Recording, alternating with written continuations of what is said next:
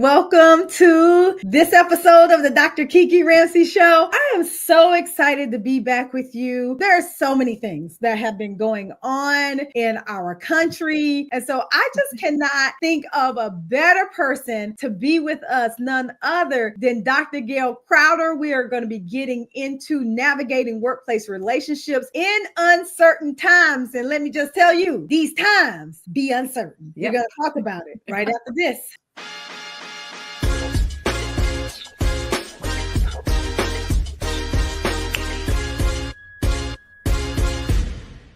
Dr. Crowder. Yes. It'd be rough in these streets right now. Today's political climate has absolutely caused our country to be in an uproar in the sense that there's a lot of negative things that are impacting so many of us. I've been working in a lot of organizations and been talking to a lot of leaders in organizations, and a lot of people are fearful. They're uncertain about their future and everything like that. And of course, when we're always fearful or uncertain, things start to fall apart with our communication and just kind of like how we operate in the workplace. And so I really wanted to have this conversation with you about how do you really navigate workplace relationships, because I think it's, so very important. Right now in this climate, people are in a space trying to figure out in their workspace, who can I trust? Who can I be vulnerable in front of, right? Because the thing is right now people are on edge and they feel if I say one wrong thing or I do one wrong thing, or if I state my opinion and I don't agree with you, that my job, my career, my everything is at stake, right? Because again,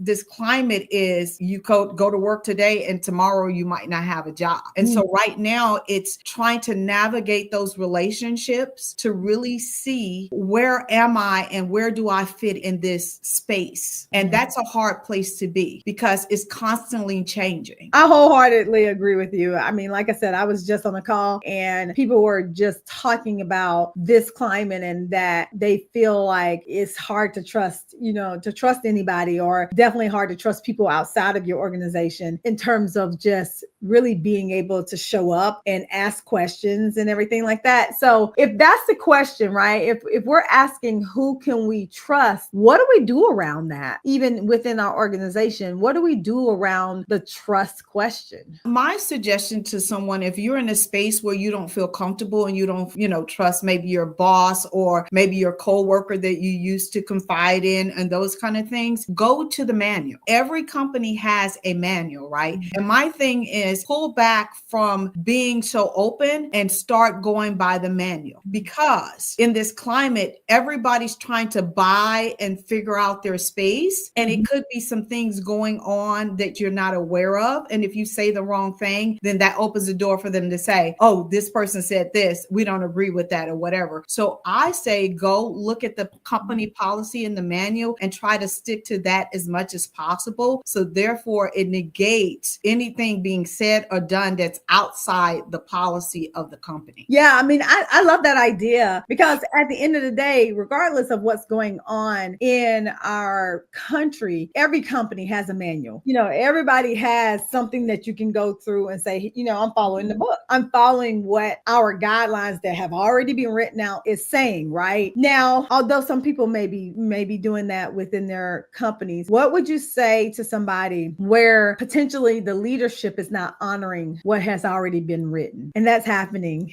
right? In a lot Yes, it is, because everybody's trying to, like you say, state their claim and show that they're valuable, they're needed, they're wanted, and those kind of things. When it comes to that, that's a hard place to be, and everybody's going to handle it a little bit different. My thing is stay engaged, show up for the meetings, ask meaningful questions that fit within the guidelines of the company so you can be abreast and they know that you are aware that, this is what the company is saying. I say don't go silent, because when you go silent, that opens the door for them to leave you out of the conversation and not include you. I love that, right? Because it's true. If you stay silent, you risk being left behind or not being in the conversation. But I also have heard the opposite argument. If I say something, I risk a reprisal, right? I risk leadership, jumping back at me and stuff like that. But here's what I've learned about some of that. In some organizations, leadership, just as much as anybody else, they they don't have all the answers either. Nope. I even told one of my client organizations, let everybody know that you don't have all the answers. Because if your employees are looking for you to have the answers and you don't have them and you don't say anything, then that just leaves people in the dark. Let people know that you might not have all the answers. That right there can go a long way when it comes to just, being able to understand what's happening in your organization. So let me ask you this. You mentioned, before, not staying silent so that you don't be left behind. What are some really practical communication strategies that somebody can utilize in the workplace during these times? I have 4 things that I use, and I want everybody to get these because you can use them in every area of your life. The first thing is, are you listening to understand? Are you listening to respond? That's the first thing. And this is just effective communication skills that I'm about to share with you. The first thing, am I really listening to understand what my boss or what is going on in the climate? Or am I listening to be able to respond? Yeah, that's huge, because I know I'd be like, I'm ready to jump in. The brain is automatically trained. If she says this or he says this, I'm going to be able to say this, right? But are you really listening to understand what your boss is saying, what, the company is saying we're shifting to? Are you really listening to understand that? Are you listening to respond? Well, that's not, not fair to me, those kind of things. And it might not be that, right? So listening to understand and not always to respond. The second thing is what I'm going to say out of my mouth. Do I have to say it right now? Is this the climate? Is this the situation? Is this the body of people that I need to say this to right now? Because sometimes when you're in a situation, you don't always need to speak at that time. It might not be the right time, right? So is what I'm about to say out of my mouth, do I have to say it right now? Or can I pull my boss, supervisor, or whatever the situation is to the side and have a separate conversation because it will turn out different? Or do I need to blurt this out and get everybody else in an uproar when it's not a necessary thing at this time? That's the second thing. And what I'm about to say out of my mouth, will I have to apologize for later? This is a hard one, because even if you're in the workplace, you can say things out of anger, out of lack of knowledge, or that you didn't comprehend exactly how it was meant. And then you have to apologize. But once it's out there, yes, can you apologize? Can they accept your apology? But you can never take those words back. Yeah, I've had to learn that one right there. I had to learn that in every area of my life. Yeah. Oh my goodness. From work, with my clients, with my husband, with my children, with my girl, so all of those things. So that is something that, when you really step back and say, do I have to say that right now? That's why I put number 2, right? Mm-hmm. Do I have to say this right now? And is what I'm about to say out of my mouth, am I going to have to apologize for later? And then the last thing is what I'm about to say out of my mouth, where in any situation, would I want them said back to me? That's a tough one. Yeah. I mean, that's a tough thing, but I want those words said back to me. That one goes back to almost like treat others like you want to be treated. And so when you think about that, you're like, okay, if I'm saying that, what if somebody said that to me? How would I feel? And especially when you're in a work environment, if you're challenging your boss and you say something, would you want your boss to say those things or embarrass you in a situation when you're with your coworkers or your higher ups? All those different kind of things you have to take into consideration. And like I said, these 4 things you can utilize in every area of your life. I love this. And so, this leads me to my next question. How can employees advocate for themselves without jeopardizing relationships or even opportunities that they may have? Because of course, you just taught us some really amazing communication strategies. And I think this is even more important during uncertain times. But I also believe what you said earlier is not to be silent, right? So that you're not left behind. So how can I advocate for myself without feeling like I'm jeopardizing the relationships that I've already built in this organization? Well, for me, I tell you not to operate with your head, to operate with your heart. And what do I mean by that? Whenever you're in a situation and you have a grievance, a disagreement, things are not going the way that you're going. Again, I say go back to the company manual, sit down and come up with all your grievances, because you don't want to be all over the place, right? Look at what the company says about each grievance that you have and go through the chain of command. This is sometimes hard, for the simple fact is it could be that you're not agreeing with your immediate supervisor, but my thing is go through the chain of command. For the simple fact is when you get to the top, they're going to ask the question, did you talk to so-and-so about that? And your answer is going to be yes, because you want to give each person, as you go up the chain of command, the opportunity to say what they need to do, adhere to the company policy, and help you out in that situation. But if you go directly and go over everyone's head, that puts you in a situation where you can put yourself in jeopardy, because you did not follow the chain of command, and the person might not even know that you have an alt with them, you disagree with them, they said something to you or whatever. So I always say, come up with a plan and make sure that it's very clear. And when you go and speak to them, you start with your immediate boss and go up the chain of command, and don't skip that step. I know a lot of us like, I'm not going to talk to her. I'm going to no. But when you get in the HR situation, they're going to ask that question. And if you skip that step, then it's not going to be as, so you can say, yes, I talked to my boss. She didn't do anything, so I went to her,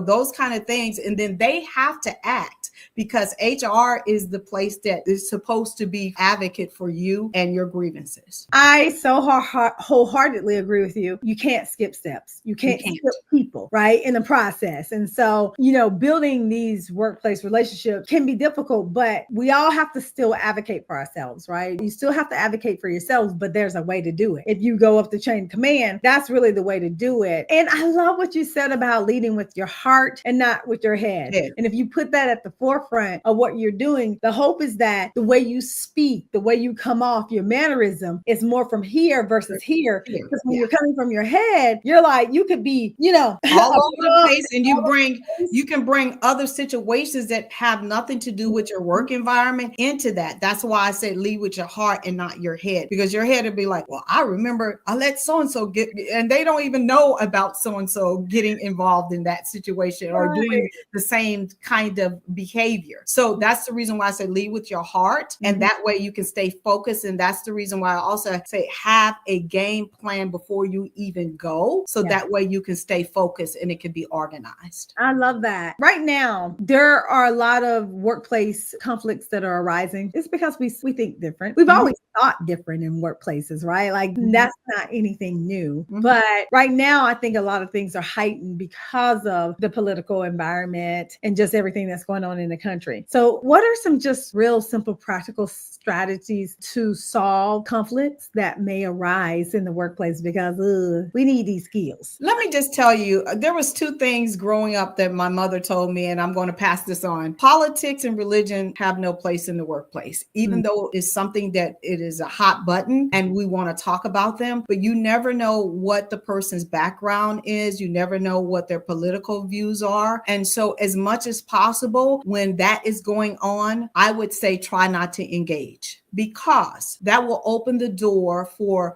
past hurts, past, lost elections, whatever that looks like, to come forth, and it can get out of control, and you can start viewing your coworker totally different than you did before you had that conversation. Because, most people have a hard stance. Most people have a very hard stance on those two subjects, religion and politics, right? And right now, politics is the big one, because it's affecting so many people's lives and how we show up. And, people are afraid, if I show up to work, am I going to have a job? Are they going to fund my all of these different kind of things that are going on. So if possible, my thing is not to engage in that. Engage in what your specific job is, and don't focus in on what the government or what other people's opinions are of the current administration or past administrations or those kind of things. And I know that it's hard, but again, you're there to do a job, not to talk about politics and religion and your personal feelings. And I know that's hard, Trust and believe me, because we're human and something could be a trigger for you. But again, you never know who's listening and you never know what their views are. And again, you want to be able to stay in the know and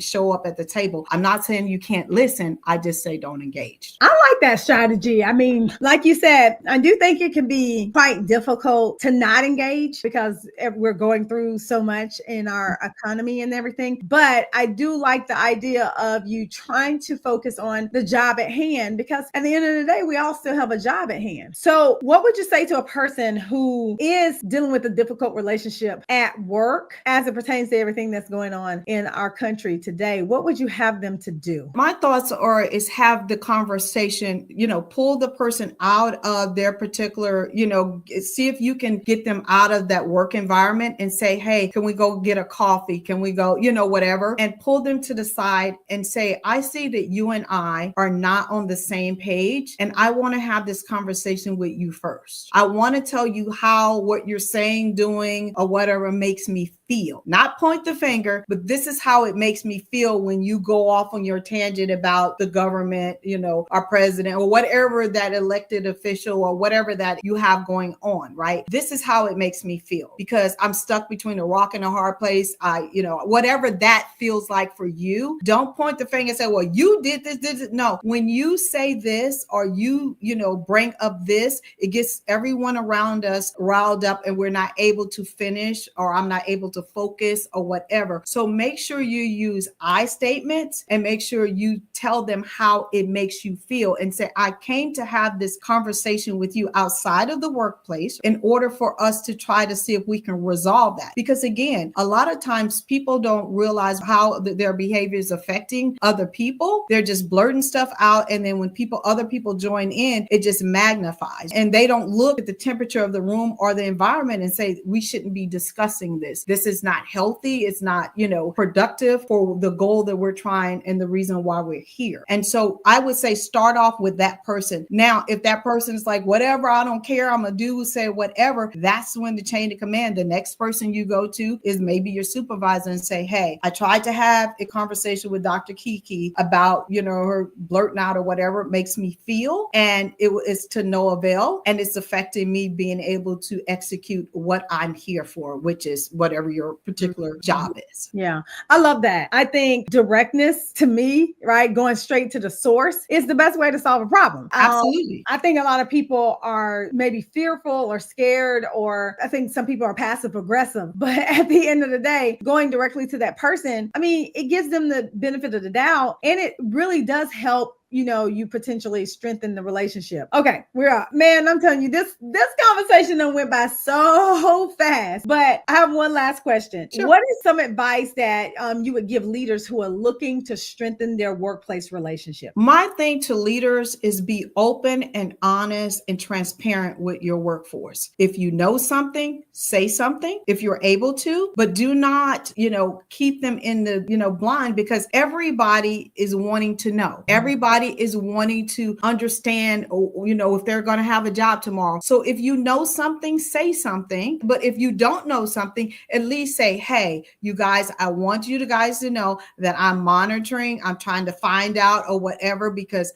I hear the chatter, because I have the chatter in my head as well. Let them know that you are being their supervisor and that you're on their side. Don't block them out. Don't do underhanded things to make them think that you're not on their side, that you're working against it. And a lot of times that's a hard place to be. But again, I think transparency, honesty, and being open with the people that are working for you, I think will take you farther than trying to hide things and not be transparent. If you don't know, say, I don't know, but I'm trying to find out. And that way they will continue to support you and be the staff that you need them to be. I love that. I think transparency wholeheartedly is the way to go. I also think that during this time, it's even more important to, start building personal relationships, have coffee together, still have lunch together with people who you might have not had coffee. What Absolutely. People need to know is they just need to be reassured that everybody is human. And they matter, and that you see them and still acknowledge that, that they're there. And we're all in this together. This is the best time to build a team, loyalty, and transparency. This is the best time to do it. This is the best time to do it. Y'all heard it from Dr. Gail Crowder. So tell us, before we hop off, what a amazing things you have going on. How can we get in touch with you? How can anybody struggling with their workplace relationships or their intimate relationships get in touch with you? You can find me on my social media just at Gail Crowder, or my website, gailcrowder.com. It's just my name, GailCrowder. You can find me on all my social media platforms. Please follow Dr. Gail on all her social medias. There's some amazing things coming down the pike. Well, as always, friend, thank you so much for joining us on the Dr. Kiki Ramsey Show. It's always so refreshing to have a conversation with you, especially around relationships, because you're just so knowledgeable and you's the expert. Thank you so much for having me. It's always a pleasure, and I had fun. So hopefully your audience will just glean a little bit about being more open and understanding in the work environment, especially the climate that we're in. Yes, absolutely. And so listen, y'all, if you are looking for a space to just not only to get the tools and the strategies that you need to elevate your career or your business, I ask you to join the Thrive Society. Just go over to drkiki.com and click on the button for Thrive Society and join us there. As always, you have the opportunity to create your own happiness. I love you all. Take care. Peace.